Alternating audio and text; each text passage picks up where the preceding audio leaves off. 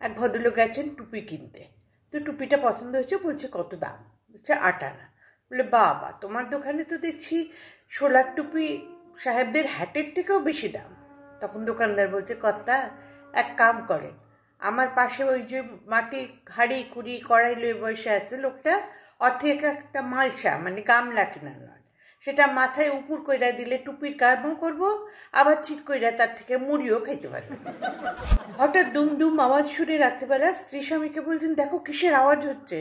স্বামী বলছে, নাকি এ তো চোর এসেছে, জানলা ভাঙার চেষ্টা করছে, দাঁড়াও দাঁড়াও পুলিশে ফোন করি। স্ত্রী বলছে, দাঁড়াও দাঁড়াও একটু অপেক্ষা করো, আমাদের রান্নাঘরের জানলাটা গত 2 বছর ধরে জাম হয়ে গেছে, ও যদি খুলে দিতে পারে, খুলে দিলে পরে পুলিশে ফোন করো।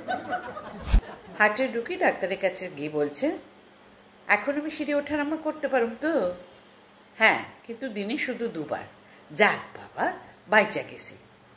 কেন বলুন তো? উমা, এই কদিন আপনি না করছিলেন বলে পাইপ দিয়ে ওঠানামা করতাম তো, সে যে কি কষ্ট। একটি স্টুডিওতে একটি দুষ্টু মেকআপ ম্যান ছিল। তো তাকে অভিনেত্রী বলল যে তুমি যখনই আমার ঘরে আসবে দরজায় নক করে আসবে। কিন্তু কিছুক্ষণ পরে সে দরজা নক না করেই ঢুকে গেল।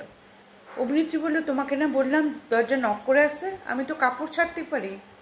না ম্যাডাম, আমি তো কি হোল দিয়া দেখা লইছি যে আপনি তো কাপড় ছাড়তেছেন না, এর দিকেই তো নক করি নাই। এ কি, তোর নাক থেকে দেখি রক্ত পড়ছে? কি করে? ঘুষি মারছে। ঘুষি? কে ঘুষি মারলো? শিবু। শিবু?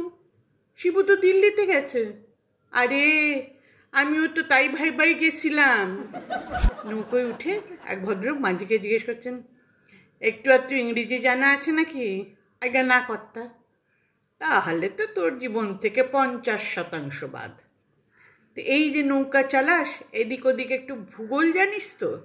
আগে না কর্তা, ওই যে কইলাম পড়াশোনা তো আমি করি নাই। তাহলে তো তোর জীবন থেকে আরও 10% বাদ চলে গেল। এদিকে খুব ঝড় জল উঠেছে। তখন মাঝি জিজ্ঞেস করছে, কর্তা সাঁতার জানেন নাকি? বললো, না, সাঁতার তো আমি জানি না। তাইলে তো আপনার জীবন থেকে 100%ই বাদ।